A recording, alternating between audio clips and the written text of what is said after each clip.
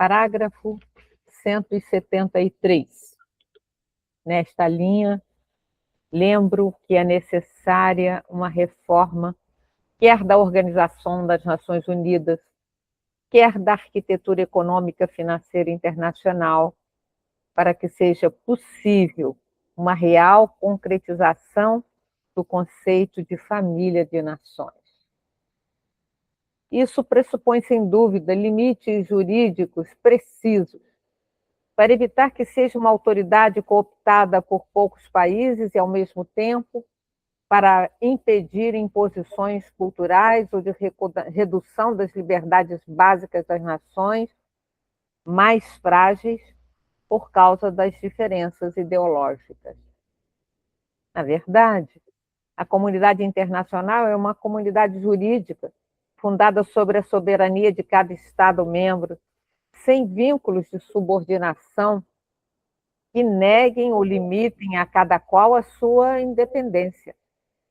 Com efeito, a tarefa das Nações Unidas, com base nos postulados do preâmbulo e dos primeiros artigos da sua Carta Constitucional, pode ser vista como desenvolvimento e promoção da sabedoria do direito, sabendo que a justiça é um requisito indispensável para se realizar o ideal da fraternidade universal.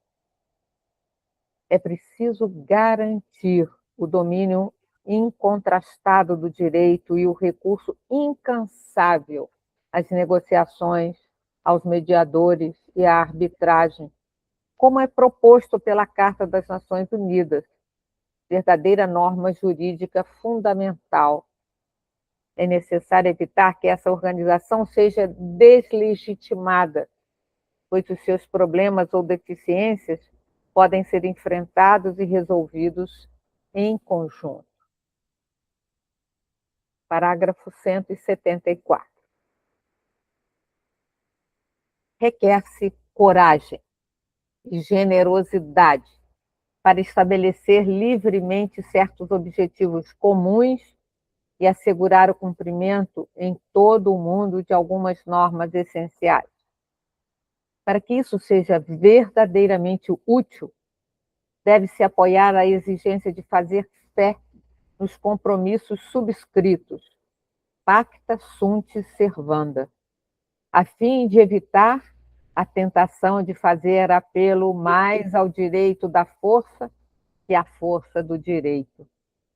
Nessa perspectiva, os instrumentos normativos para a solução pacífica das controvérsias devem ser repensados, de tal modo que lhes sejam reforçados o alcance e a obrigatoriedade. Dentre esses instrumentos normativos, há que favorecer os acordos multilaterais entre os Estados, porque garantem melhor do que os acordos bilaterais o cuidado de um bem comum realmente universal e a tutela dos Estados mais vulneráveis. Parágrafo 175. Graças a Deus, muitos grupos e organizações da sociedade civil ajudam a compensar as debilidades da comunidade internacional, a sua falta de coordenação em situações complexas, a sua carência de atenção relativamente aos direitos humanos fundamentais e a situações muito críticas de alguns grupos.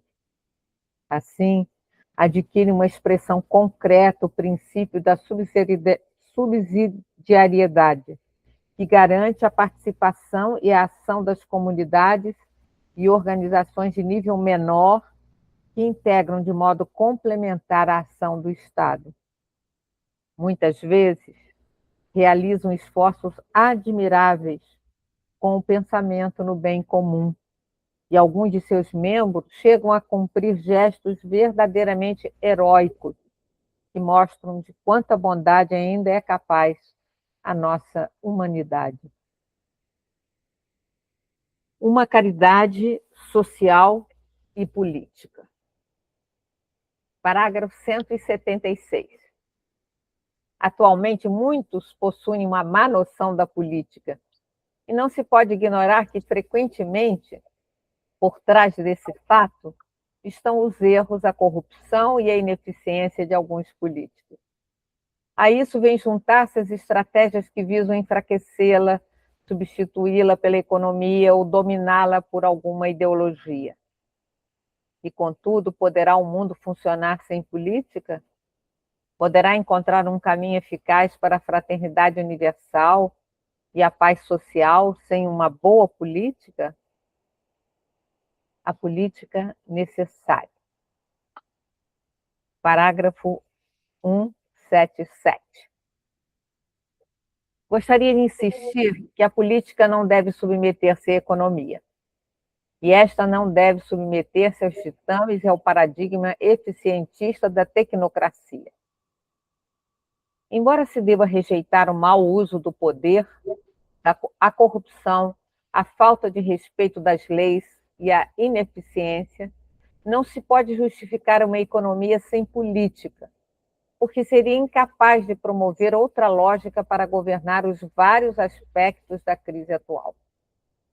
Pelo contrário, precisamos de uma política que pense com visão ampla e leve por diante uma reformulação integral, abrangendo num diálogo interdisciplinar os vários aspectos da crise. Penso numa política salutar, capaz de reformar as instituições, coordená-las e dotá-las de bons procedimentos, que permitam superar pressões e inércias viciosas. Não se deve pedir isso à economia, nem aceitar que ela assuma o poder real do Estado. Parágrafo 178. Perante tantas formas de política mesquinhas e fixadas no interesse imediato, lembro que a grandeza política mostra-se quando, em momentos difíceis, se trabalhe com base em grandes princípios e pensando no bem comum a longo prazo. O poder político tem muita dificuldade em assumir esse dever num projeto de nação e, mais ainda, num projeto comum para a humanidade presente e futura. Pensar nos que hão de vir não tem utilidade para fins eleitorais, mas é o que exige uma justiça autêntica, porque, como ensinaram os bispos de Portugal, a terra é um empréstimo que cada geração recebe e deve transmitir à geração seguinte. Parágrafo 179. A sociedade mundial tem graves carências estruturais que não se resolvem com remendos ou soluções rápidas meramente ocasionais. Há coisas que devem ser mudadas com reajustamentos profundos e transformações importantes. E só uma política sã poderia conduzir o processo, envolvendo os mais diversos setores e os conhecimentos mais variados. Desta forma, uma economia integrada num processo político, social, cultural e popular que vise o bem comum pode abrir caminho a oportunidades diferentes, que não implica frenar a criatividade humana nem o seu sonho de progresso, mas orientar essa energia por novos canais. Conteúdo Inaciano.